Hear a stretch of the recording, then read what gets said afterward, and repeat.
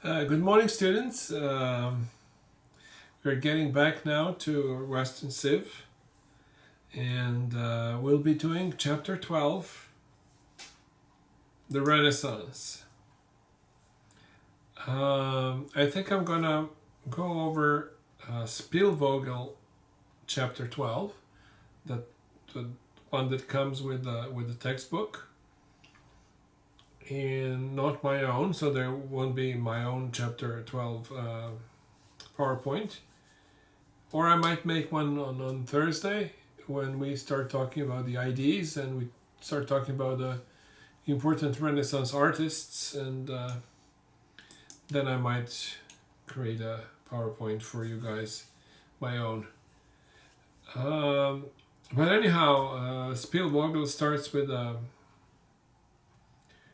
chapter outline, and it goes over the meaning and the characteristics of the Italian Renaissance, the making of the Renaissance society, about Italian states in the Renaissance, intellectual Renaissance in Italy, the artistic Renaissance, again in Italy, and European state in the Renaissance,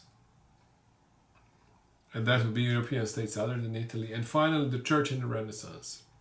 So anyways, these are the 7 points that the textbook has, and we can go over these one by one. First goes the meaning and the characteristic of the Renaissance. The meaning and the characteristic of the Renaissance is in the word Renaissance. Renaissance, it's actually a French word. It's not an Italian or a Latin word, as it is often assumed. In Italian is Rinascimento. And so the word itself was invented later. Here, the author of the textbook talks about Jacob Burckhardt, who wrote a famous book, The Civilization of the Renaissance of Italy, in 1860s. But it was before him, actually, that people came up with this idea of the Renaissance. The people of the Renaissance didn't call their time period the Renaissance. They call it actually Dolce Stil Nuovo, or the sweet new style. So when we talk about the artists of the Renaissance, the painters in particular, but we might even listen to some music or something of that sort, you will recognize immediately the difference between the Middle Ages and the Renaissance. Actually, you probably often heard the term Middle Ages being the Dark Ages, when people didn't bathe enough. They're living in cold stone castles and dressed in rags. That's most of the picture that we get from the Renaissance people. They didn't like the Middle Ages. They thought of the Middle Ages as Dark Ages. And they want something new. Characteristics of the Renaissance. The age of recovery. Yes, that's what it is. Well, that wasn't too difficult, so to speak. After the Great Plague, everything is better than the plague.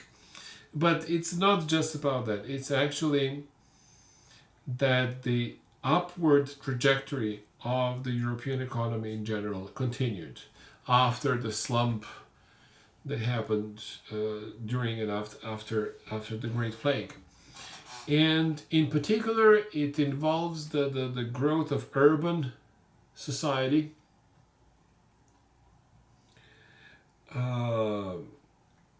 urban manufacturing, and art is part of that urban milieu. Art is also craftsmanship to a large extent. Painters are craftsmen, sculptors are craftsmen, musicians are craftsmen. They have a skill, and that skill needs to be acquired. You need to learn these things, and therefore somebody has to pay for it. So unless the arts are profitable, there's no point in being artist. And as we are finding out today in a harsh way, how it's difficult to make money in arts. It wasn't always like that. Arts were actually very profitable in many times in history. Well, there's my cat coming over, and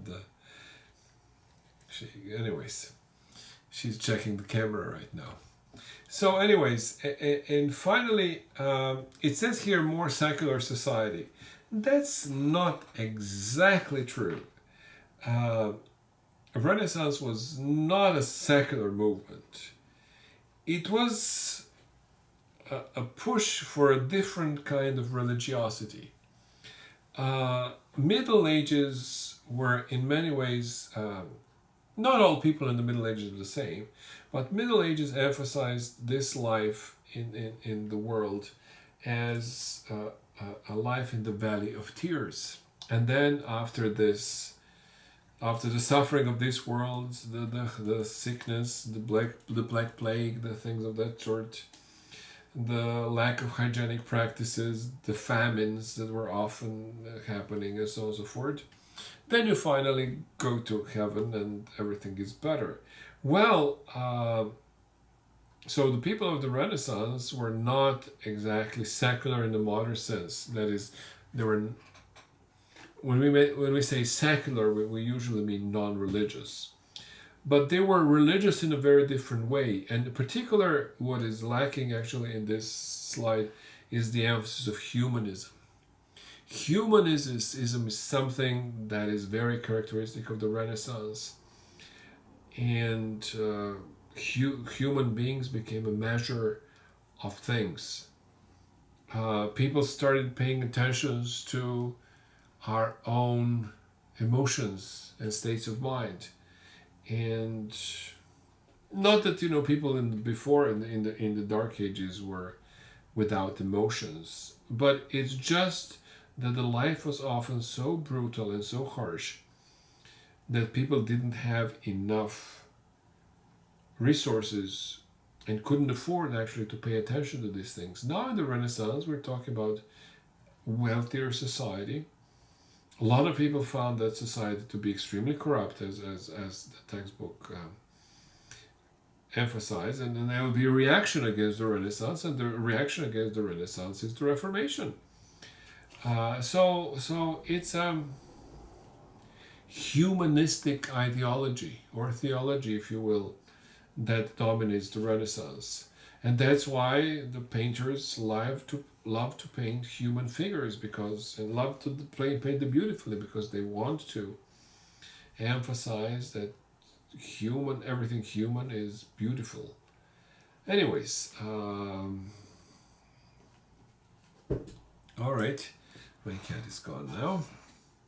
So, slide number 4, focus questions. What major social challenges occurred during the Renaissance? Number 1, economic recovery, expansion of trade, industries old and new, and finally banking and the Medici. Therefore, the third one is probably the most important. The Renaissance is the beginning of the modern world, and modern world is based on money. And where can you find money than in the banks? And who invented the banks?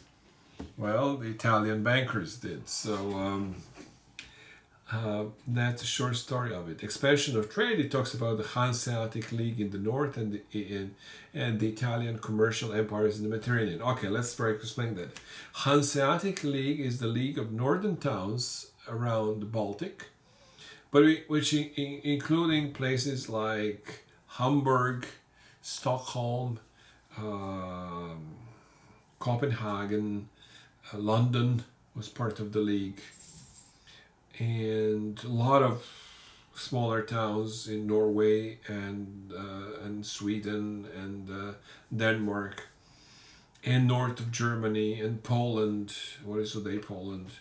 They were part of this league, and these towns traded with one another, and they started feeling the benefits of this trade.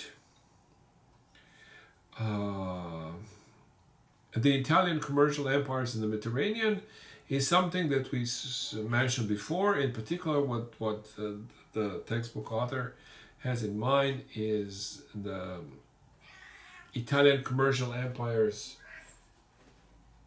of Genoa in the west of Italy at the Ligurian Sea.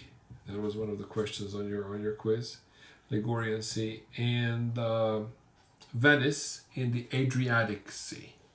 Venice in the east, in the Adriatic. Both several other smaller republics, but these two are most important: Genoa and like a Genoa salami, and then Venice. Both of these empires were involved with spice trade.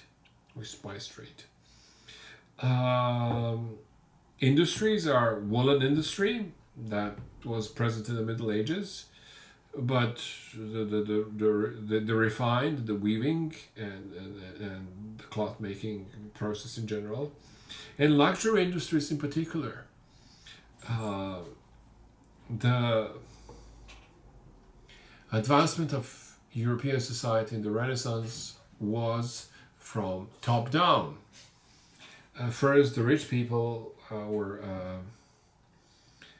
getting expensive items, and then it trickled down to the poorer people.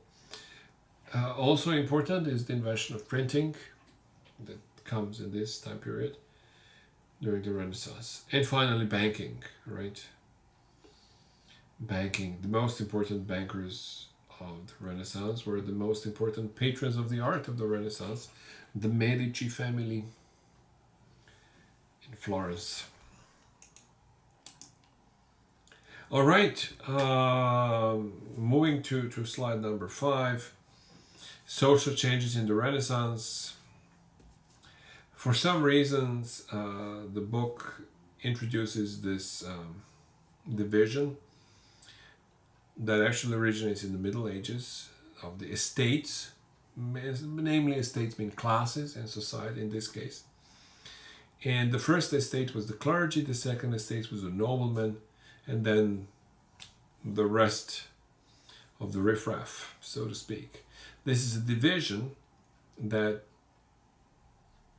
comes from a medieval society, and division was oratores in Latin, those who pray. The second estate were nobles, were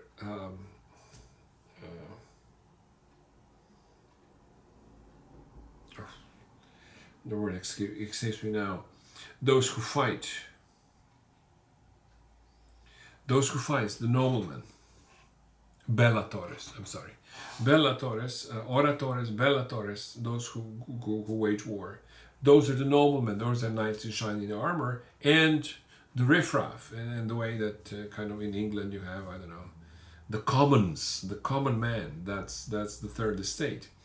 Well, this third estate suddenly in the Renaissance is becoming much richer. They discovered trade and craftsmanship and arts and banking and fancy clothes and this sort of thing, and they are becoming more important than the second or the first estate. So that's why this division is included in here. The nobility and the peasants and townspeople, yeah, that's what it is. Let's not go into details here. He goes into too much details over here. So that's about it, right? Types of town people: patricians, burghers, workers, and slaves. Right, they were noblemen actually who lived in cities, and that was not uncommon during the Renaissance. A lot of that's what he's trying to get to here in this slide. That a lot of noblemen actually gradually abandoned their life of warriors and knights in shining armor, going from one battlefield to another, but actually came to the cities, settled down, started the business, and started making money, and forgot about the honors of war. Finally, further moving on, slide number 6. Family in the Renaissance is I don't know. There are no new things here. I don't see that this is any different than the family in any other part of history. Family bond, arranged marriages, dowries, father, husband, the center of the family, authority, and so on and so forth. Wives as managers of household. What he kind of, I don't know, for some reason fails to mention, I wonder why, is that the role of woman becomes much more prominent during the Renaissance. But you have prominent women also in the Middle Ages, nuns in particular. There are a lot of famous, important nuns. So, anyways, I don't know. That's our slide number 6, and then he goes giving these Renaissance marriage ceremony and so on and so forth.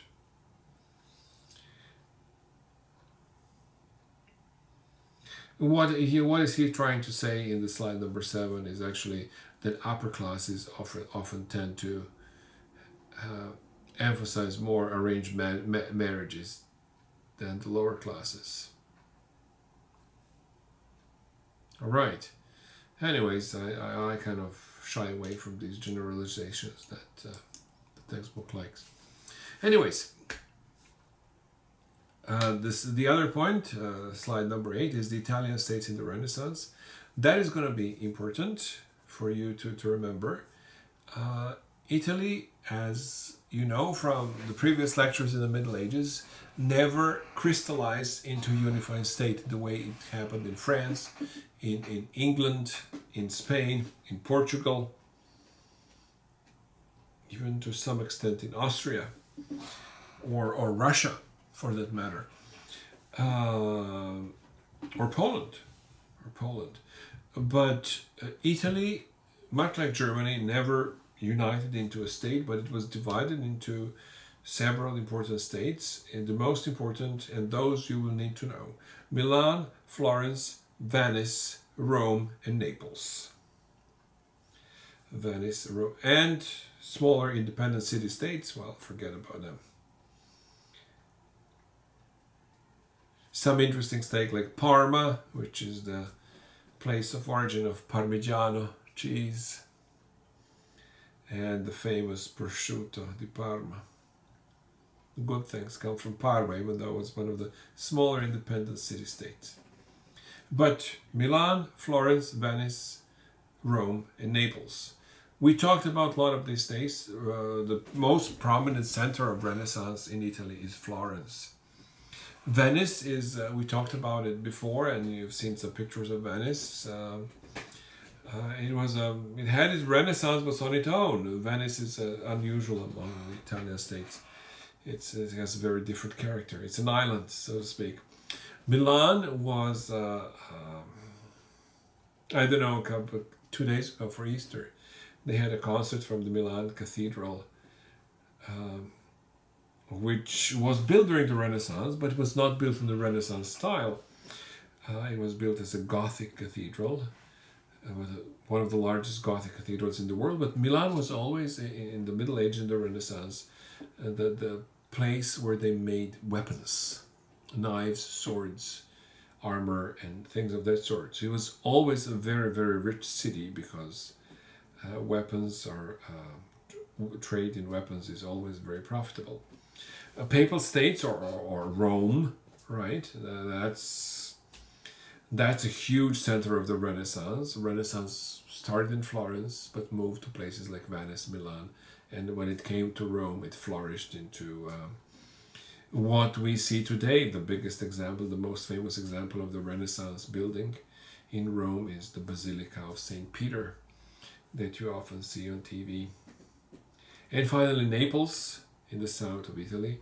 Naples was actually under it was not really an Italian state. It belonged to Spain. It was part of the Kingdom of Aragon, and for the most part, and that's it continued to be so. So the southern parts of Italy, which is this kingdom of Naples, the fifth city among these five that we mentioned was actually Spanish city. And that's what the textbook points out, that the French and the Spanish competed to dominate Italy.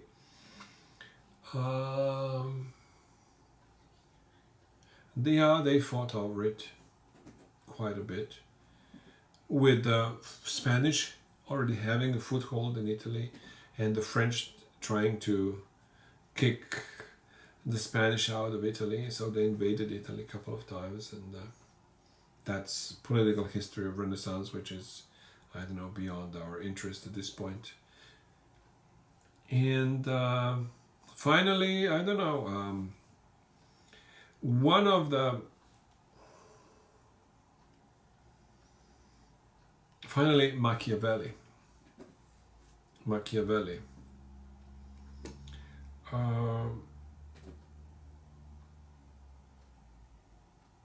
His tractate is one of the important Renaissance tractate, The Prince. And the text, it says here, the abandonment of morality as the basis for the analysis of political activity. Well, I don't know, that's really debated. Machiavelli wrote The Prince as a book of advice to future leaders of cities, states, and a lot of these were city-states, like Florence was a city-state, and Machiavelli was from Florence. And there are various ways of interpreting The Prince of Machiavelli. One way is to see it not as an abandonment of morality, but actually that in politics it's much more important to act decisively than to act right and ethically. Which again, we are kind of learning the hard way. A lot of our local leaders and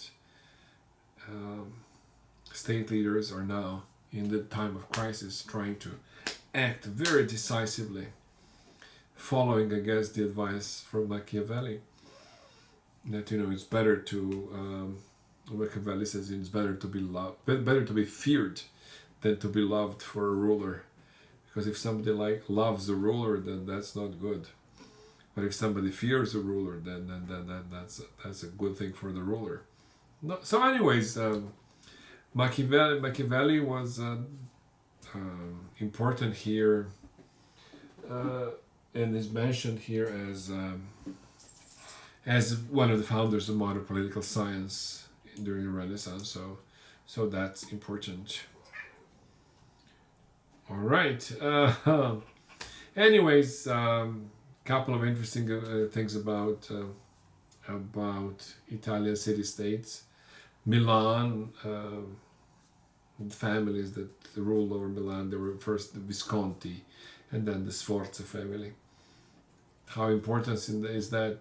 I'm not sure, but and then the Medici family that ruled over Florence, first as leaders of the Republic, and then as dukes of Florence. And the French invasion of Italy in 1494, which eventually led to the sack of Rome by the Spanish troops in 1527. Which a lot of people say represented the end of the Renaissance period. But not necessarily. I don't know. So I would extend it a little bit further than that. But anyways, that's Renaissance is not really a well-defined period in history. It's more, I don't know, the best expression that I found is those people themselves. They call it dolce stil nuovo, sweet new style. And so it's hard to define it, but when you see it, yeah, you say this is Renaissance and this is no longer Renaissance. So anyways,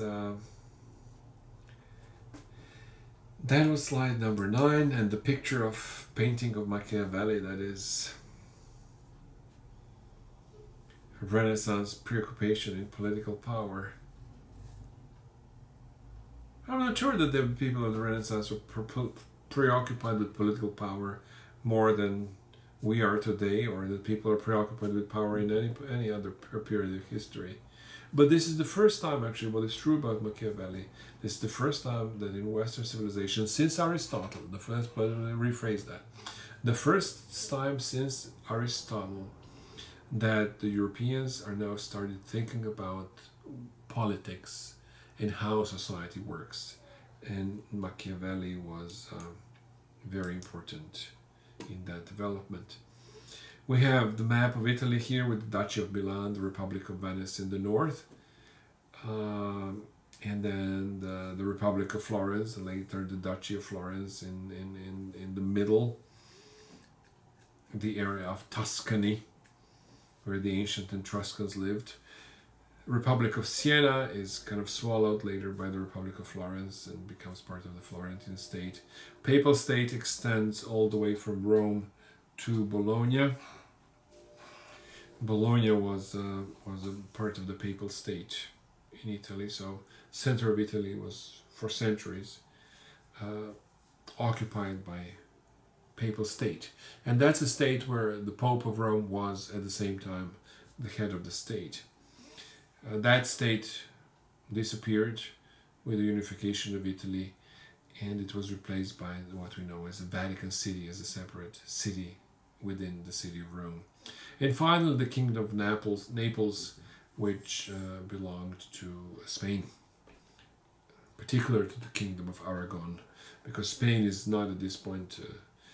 One of the things that happened during the Renaissance was this unification of Spain when King Fernando of Aragon married King Isabel of Castilla, and thus merging the Kingdom of Aragon and Kingdom of Castilla into one kingdom. So their child and grandchild would rule over a unified Kingdom of Spain. Anyways, slide number 12. The intellectual renaissance in Italy. Okay. What was humanism? What effect did it have on philosophy, education, and attitude towards politics? Now he talks about humanism, and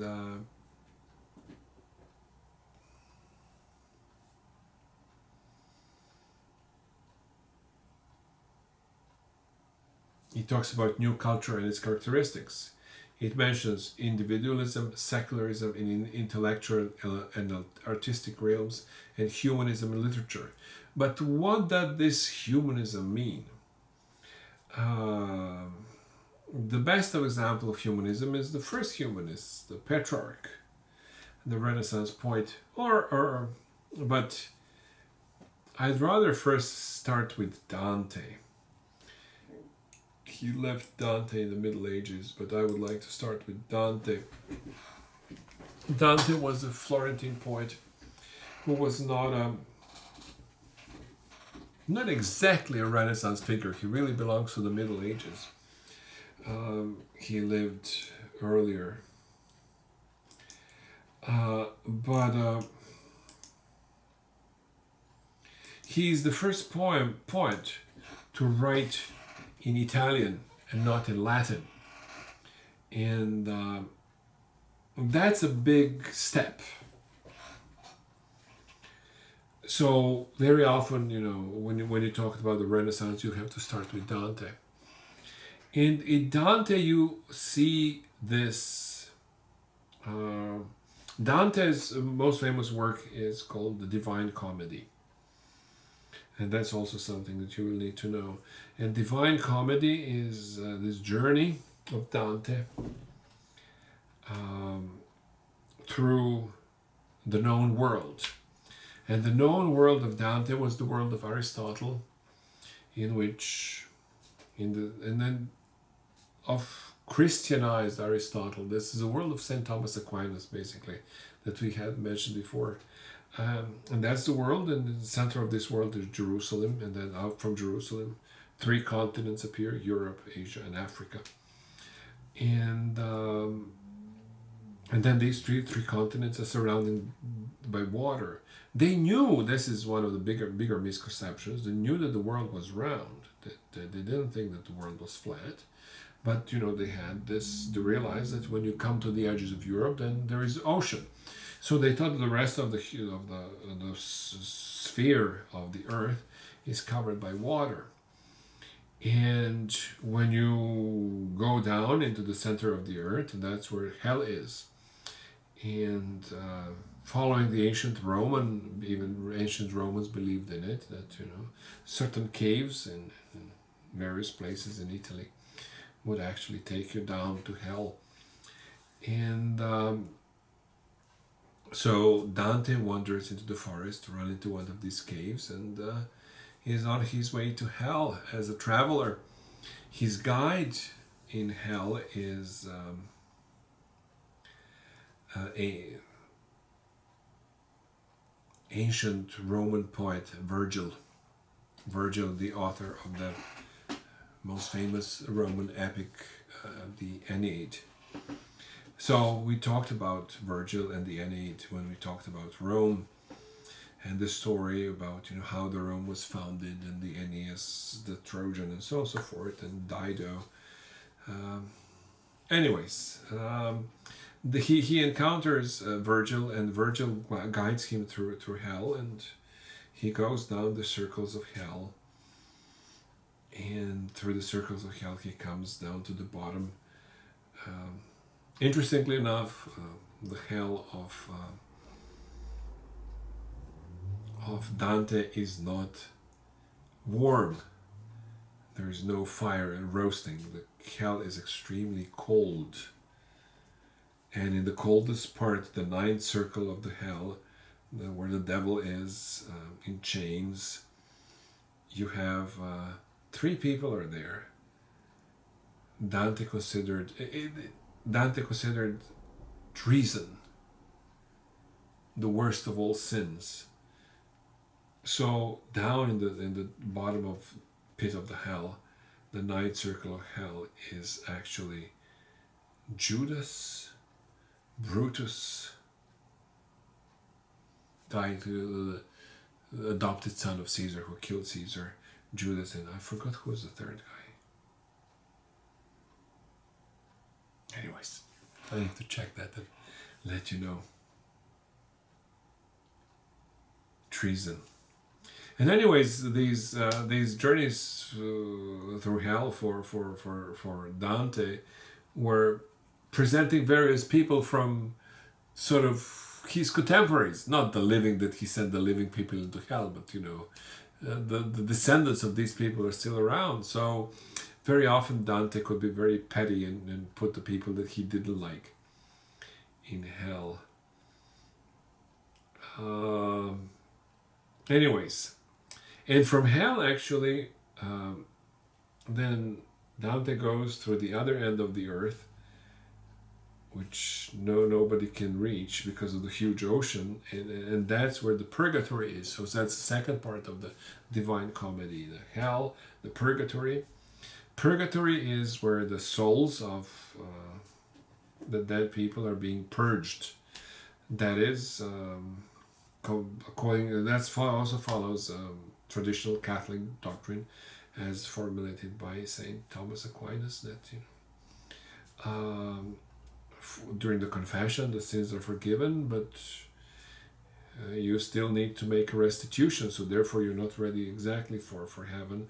So the souls are being purged in this purgatory. Apparently it's not a pleasant process. And then finally, through purgatory, various layers of purgatory, and that's a new development. He reaches heaven, and heaven is these celestial spheres. The ancient astronomy knew that there was a sphere of the moon, and the sphere of the sun, a sphere of the Mercury and Venus and the other planets that are visible. to the naked eye, and then there was a sphere of the fixed stars, the firmament that moves around the stars, and beyond the stars is actual heaven, and the guide that leads Dante through heaven, and that's very interesting. That's the part of humanism of the Renaissance. It's a woman.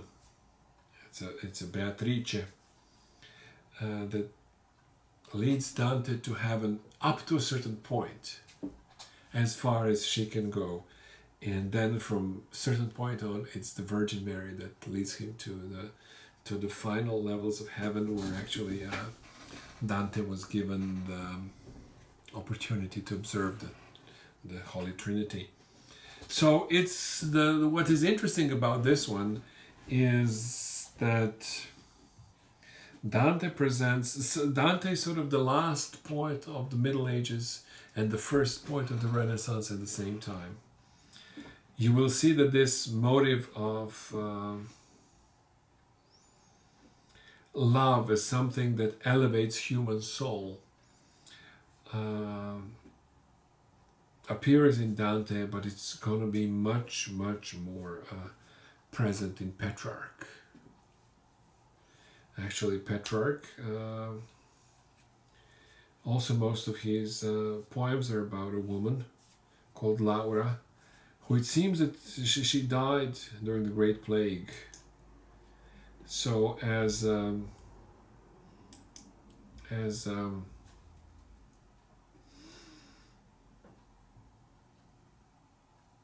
very young.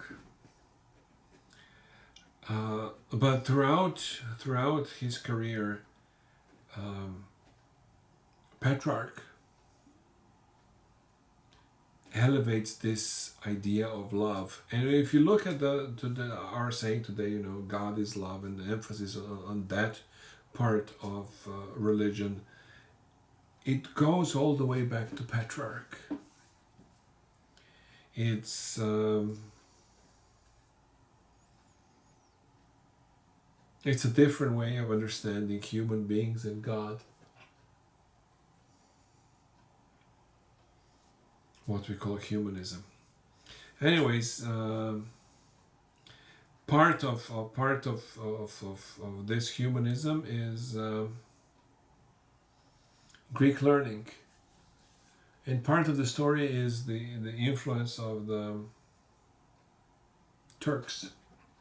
I mentioned before, during the talk about the Great Plague, that Turks are moving into Europe, and with them the Greek Empire, the Greek state in the east of Europe collapses. And there are a lot of refugees that are coming out of Greece, coming out of Constantinople, and they're coming into Italy, coming into places like Venice and Rome. And with them they bring a lot of manuscripts, including the manuscripts of Plato. Now, Plato, you know him from before, but much like Petrarch and other people of the Renaissance, was a mystic.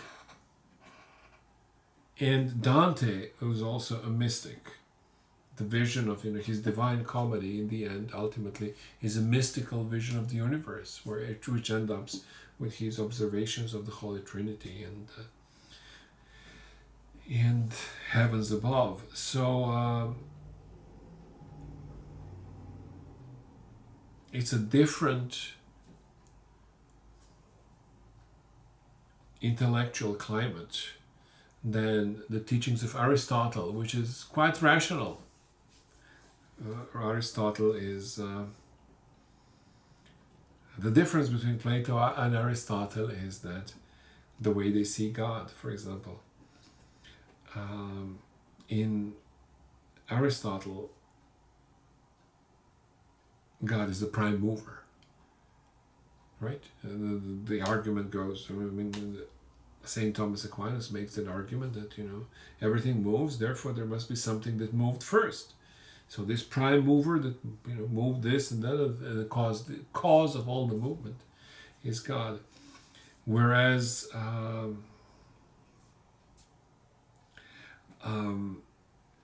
for Plato, God is love and truth, and it is exactly what we lack.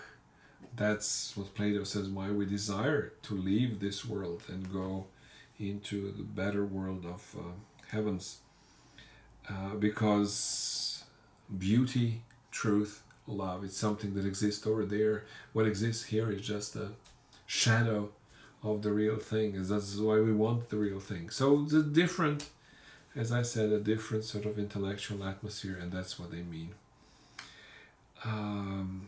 This is what the author of the book means here by Renaissance Hermeticism. Anyhow, 13, education in the Renaissance. The humanists believed that human being could be dramatically changed by education. Liberal studies, we talked about the medieval universities, but medieval universities were only a few of them. Now in the Renaissance, they grow up considerably. And was there a Renaissance for women? I would say yes. Some people say no, that there is a debate about it. Was it a greater freedom or the and anyways, there are dividing opinions on it. I have an opinion that it was better for a woman to live during the Renaissance than in the Middle Ages, but there are people who think otherwise. And finally, artistic high Renaissance, the most famous painters and sculptors of Renaissance and of all time, Da Vinci, Raphael, and then Michelangelo. So that was slide number 14. Number 15 is what is important about number 15 is that this notion of Northern Renaissance, Renaissance starts in Italy, but it spreads to other places, including the north. That would be Germany, France, England, and Spain, even though Spain was not north of Italy, but Spain is almost, Renaissance in Spain because almost contemporary with the Renaissance is Italy. So Renaissance is really a Mediterranean, a southern European phenomenon that gradually spread northwards, and it had a lot of followers over there, like Albert Dürer. They are influenced by Italian artists. Anyways, number 16, we have the fresco of Michelangelo. That's the fresco in the Sistine Chapel. It's a private chapel of the popes where the papal elections take place, where the cardinals come together and elect a new pope. And that chapel in Vatican was painted, the whole ceiling. It's unbelievable how big it is by this painting of Michelangelo.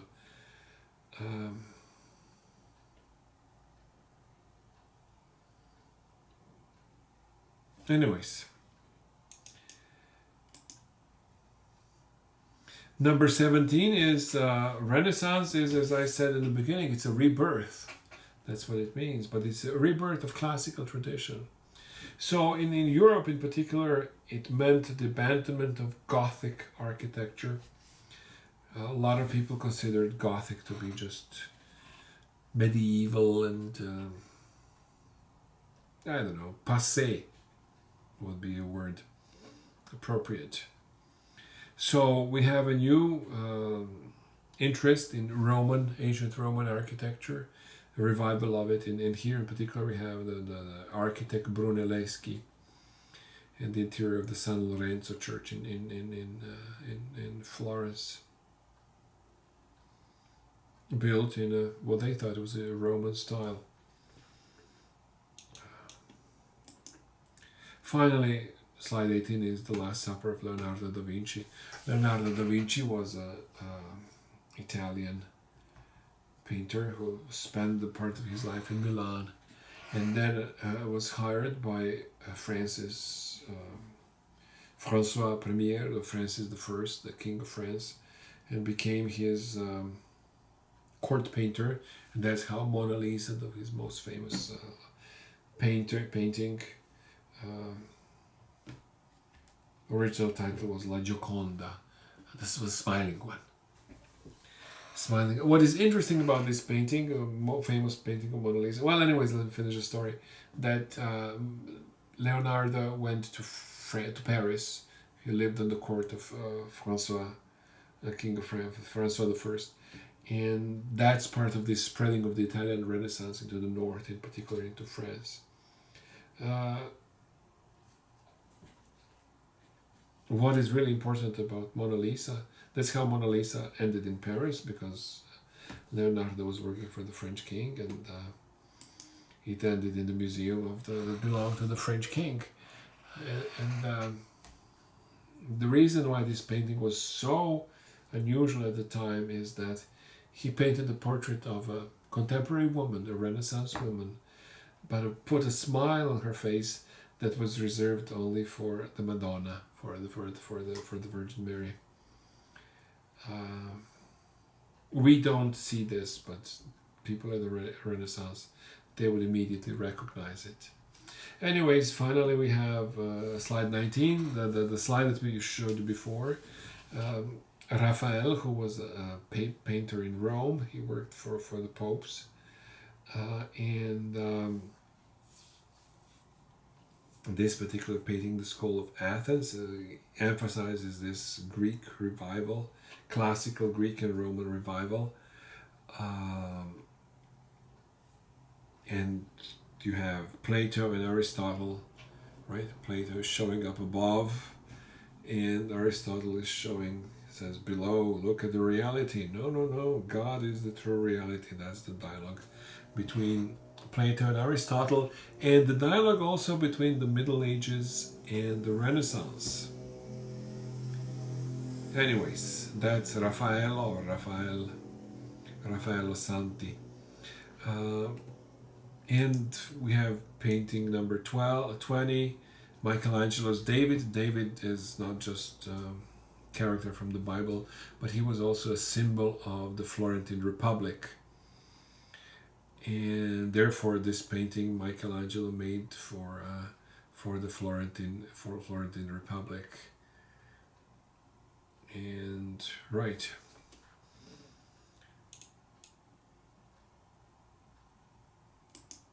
'21. We have Van Eyck, the painter of the Northern Renaissance, his portraits of wealthy city people. And 22 is Albrecht Dürer, his self-portrait done under Italian influence. And number 23. Finally, okay, this was cultural history so far, intellectual history, something that I like a lot. But our book likes to stick to political history. Politics, kings and battles, important stuff. Maybe not as exciting in watching these paintings and stuff, things of that sort, but important nonetheless. So why do historians sometimes refer to the monarchies of the late 15th century as new monarchies or Renaissance states? The new monarchy is the beginning of the modern state.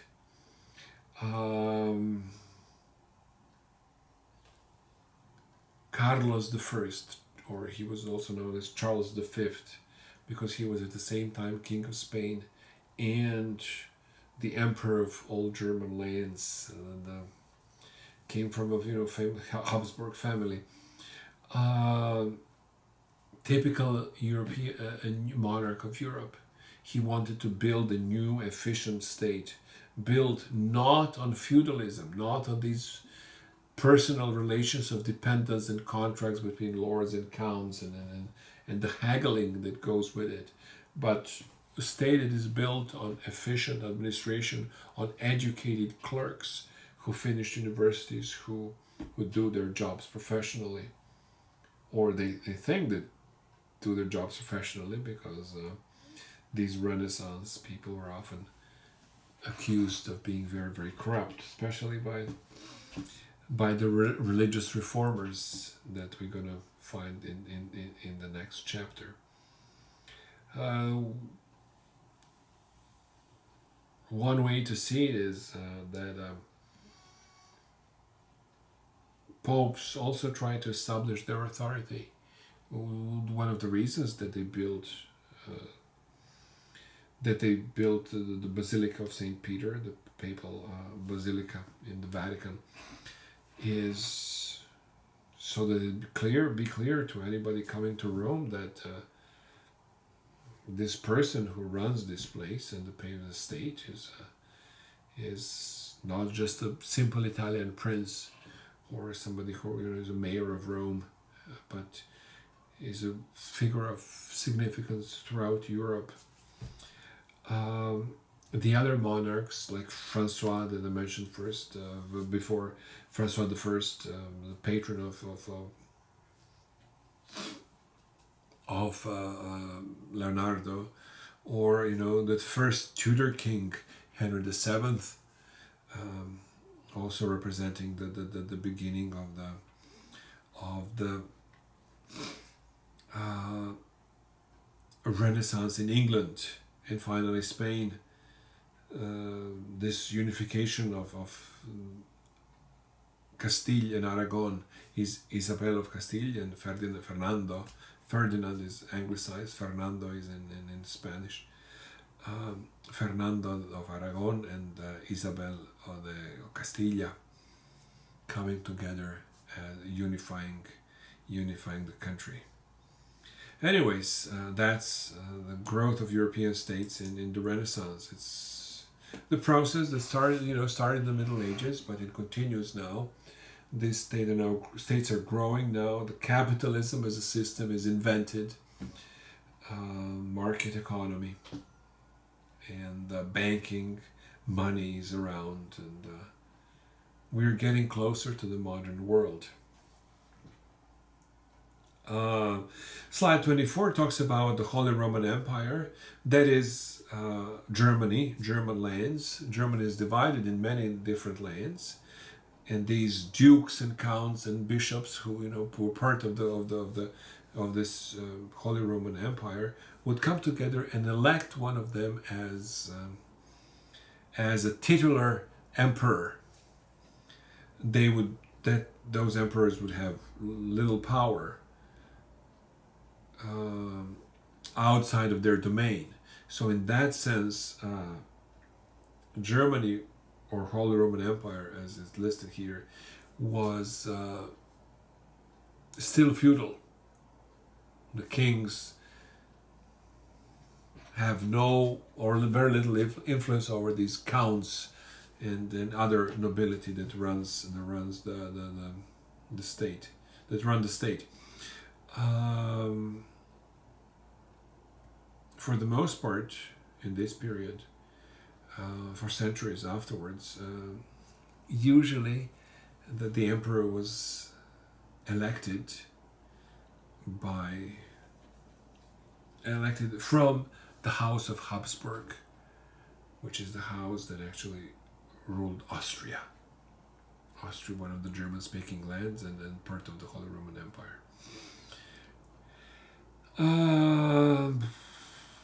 I don't know, struggle for strong monarchy in Eastern Europe. I don't know why they put it in there. Probably because of Russia. Russia also had its own Renaissance during the time. Becomes a great power during the reign of Ivan the Terrible. That's sort of a misnomer, because in Russian it's Ivan Grozny, and that means Ivan the Terrifying. So he's not terrible, he was terrifying. And in a way, Ivan the Terrible, or Terrifying Ivan, right, was a typical Renaissance monarch. He was terrifying. He killed people, and that's how you build a strong state. So Russia was also part of this Renaissance movement. And finally, the Ottoman Turks at the end of the Byzantine Empire. The Byzantine Empire, we talked very little about it. I mentioned it when the Roman Empire collapsed, the western parts collapsed, and then the southern parts collapsed to the Arabs. And what was left, and then Eastern Europe fell to the Slavs. And so what was left was this Greek state that extended from Greece into Asia Minor, from one shore of the Aegean Sea to the other. And that state has Constantinople as its capital. And Constantinople was built as a second Rome. So these people considered themselves as the new Romans, But the state was by and large a Greek state. And that state collapsed finally in 1453, but the collapse started already in the time of the Great Plague in the 1340s and 50s, when the Ottoman Turks, the tribes from Central Asia, came in and just swiped them out and built Turkey there, created the state of Turkey there. But the Turks moved into Eastern Europe through the Balkans and then Eastern Europe, and they would wage war with Austria for centuries. So this rivalry, remember, between the Austrians and the Turks was something that is going to follow us from this point on, from the Turkish invasion of Eastern Europe all the way till modern times. It will come handy to remember that. All right, European states around the Renaissance, I don't know, Russia, Ivan III, and so on and so forth, Constantinople. We covered that stuff.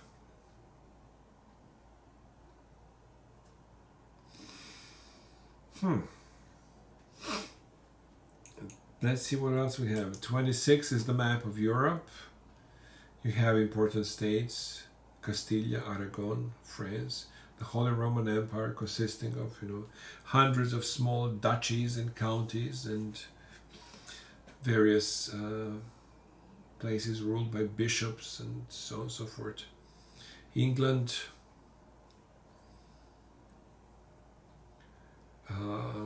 Ottoman Empire, which replaced the Greek state of Byzantium, and finally the Muslim-controlled Africa and Near East. Moscow, Poland, Lithuania, we didn't talk about it. That's also an important state in Eastern Europe. Commonwealth of Poland, Lithuania. But anyways, that should be enough. What do we have left here? 27, the Church in the Renaissance. The way this book presents is as Renaissance as sort of a introduction to the Reformation, and he sort of presents a typical Protestant line, like the Renaissance church was so corrupt that it had to be reformed. Well, I don't know. A lot of Renaissance popes would dispute that and would argue the other way around, that it was actually these rulers of Northern Europe were so corrupt that they wanted to grab all the power into their hands. But anyways, that's the nature of history. People see things in different ways. One side sees the one way, one side sees in another way.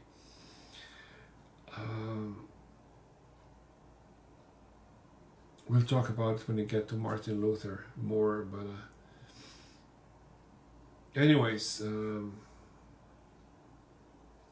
couple of forerunners of the Reformation, Wycliffe, Lollards, Jan Hus, and so on and so forth. Not too important. Let's move on.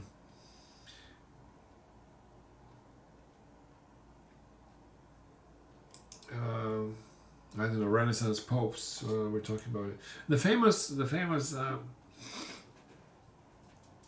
episode is of Martin Luther, who came to Rome, and he was scandalized by the wealth and the elegance of the church, and these cardinals were well dressed, and they associated themselves with painters and aristocracy, and to Luther it seems they were not really concerned with their salvation. They saw themselves differently. They saw themselves as humanists. They saw Luther as somebody who was a little bit out of the Dark Ages. And they suspected, and then Luther then starts this Reformation movement in Germany that gets involved into politics of Germany immediately. It's an old medieval division between those who support the emperors, the kings, and those who support the Pope. And about to sneeze. Maybe not. So, slide number 30 gives us a summary. The Renaissance was an era that rediscovered and was influenced by the culture of ancient Greece and Rome. Yes, intellectuals and artists proclaimed a new vision of humankind and raised fundamental questions about the value and importance of the individual. That's a good summary as any. The Renaissance in Europe was also an era of new monarchies, best seen in England, France, and Spain. We talked about it.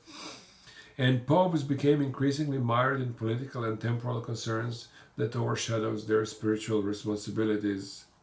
Yeah, maybe it wasn't exactly the way he presents it, but popes are always mired in political and temporal concerns because the church lives in the world and therefore they have to deal with it willy-nilly. So I don't see it any different in the Renaissance than in any other period. But he has a Reformation coming next, so he wants to give it a good introduction here. So that's about it, what I have for you guys now. I'll post this online and you'll watch it tomorrow several times, again and again, and then there'll be a quiz on it, and we'll do the IDs then next time around on Thursday. All right, see you.